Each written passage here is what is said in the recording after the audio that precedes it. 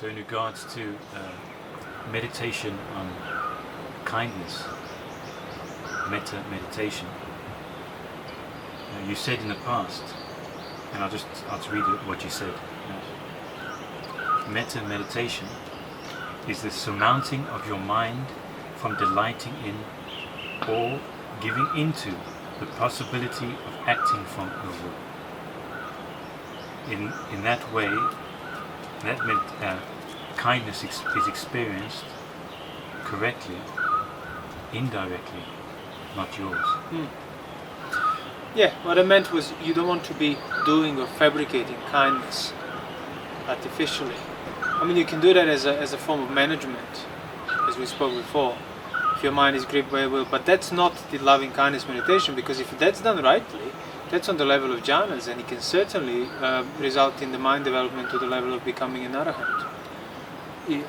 Brahma viharas, if they're done properly. So it's not just your casual, beaming, radiant, happy thoughts and things like that.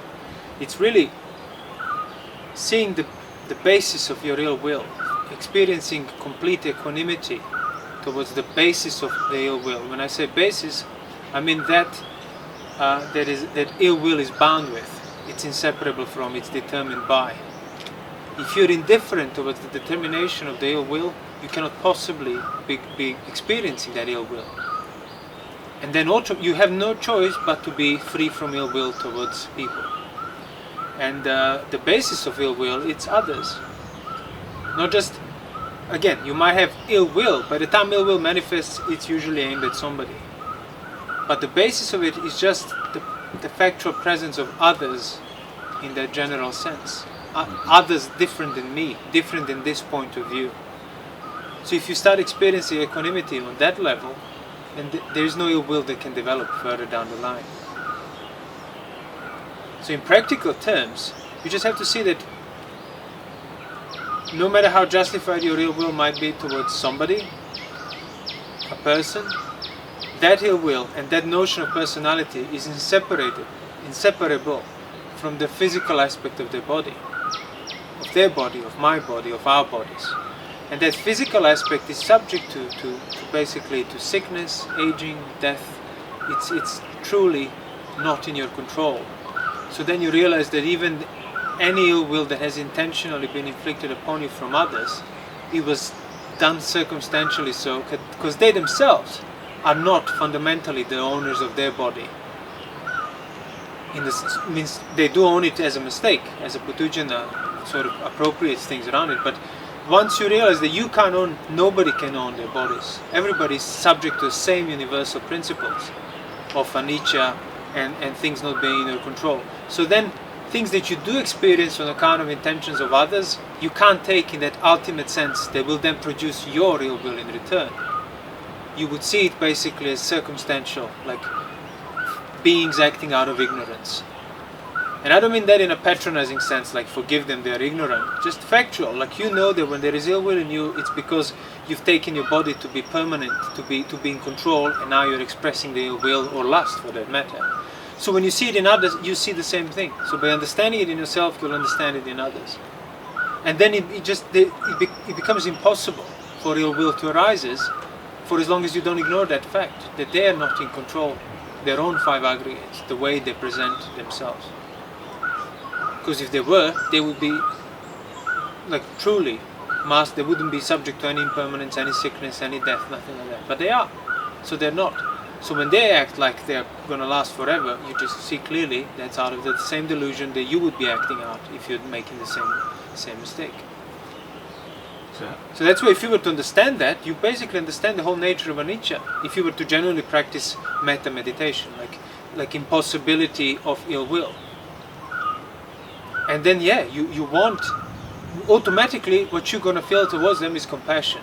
Not a sort of smarmy, tree-hugging sort of type of compassion just to all of the radiant beings, just indulging, basically self-indulging, but more of a genuine compassion of, oh yeah, there's a genuine ignorance there, and if they would only know better, they wouldn't have not done that. And you know that for a fact, because nobody actually wants to be acting out of ignorance, unless they're already ignorant. What about you just have ill will? Well, if the towards- ill will is present, you just, first step is you must not act out of it, by body, by speech. Then eventually, you should stop acting out of, like, even in your mind, in terms of having the unwholesome thoughts. That's just something that's on you, like arising of those things, possibility of acting by body, possibility of acting by speech, even possibility of acting by mind, they're not on you. Those things present themselves as possibility of the presently arisen experience of ill will, but you are the one intentionally delighting in it, entertaining it, and then proliferating it further. So that's on you, and that's what you don't want to do. When you stop doing that, then you'll be perfectly capable of enduring the arisen ill will.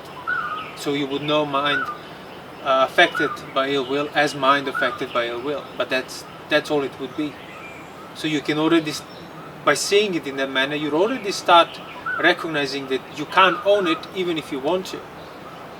And when you fully sort of discern that, then there won't be any ill will anymore.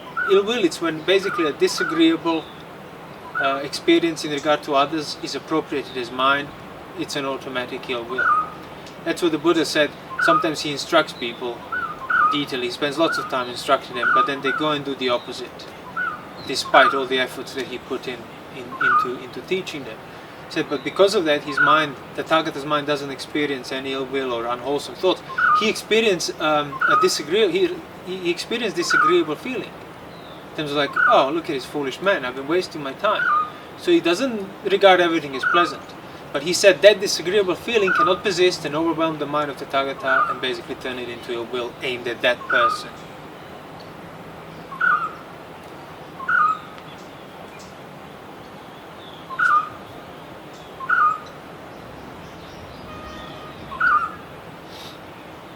And what about thinking about, kind thoughts beforehand? Before you don't have ill will, but you Well, want if you're thinking about kind thoughts, you're most likely going to be thinking on the level of other people as other selves, which means you're just revolving around the problem of taking things as mine, which means sooner or later ill will replace that kindness. So your fabrication and management of it, it's only relatively effective in a sense of just kind of pushing it away for a bit longer and so on.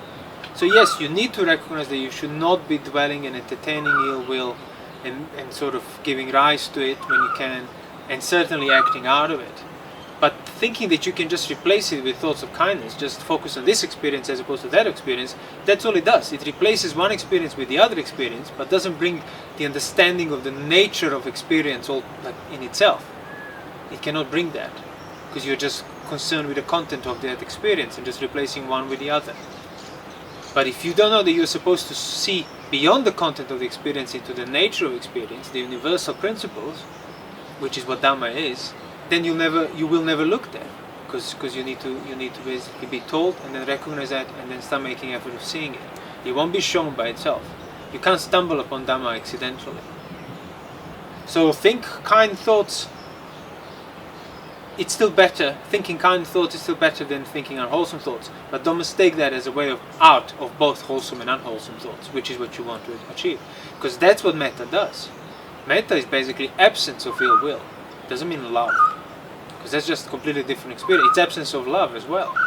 That's why if you do Brahma Viharas correctly, the highest of them is the equanimity, upekkha, complete indifference, imperturbable.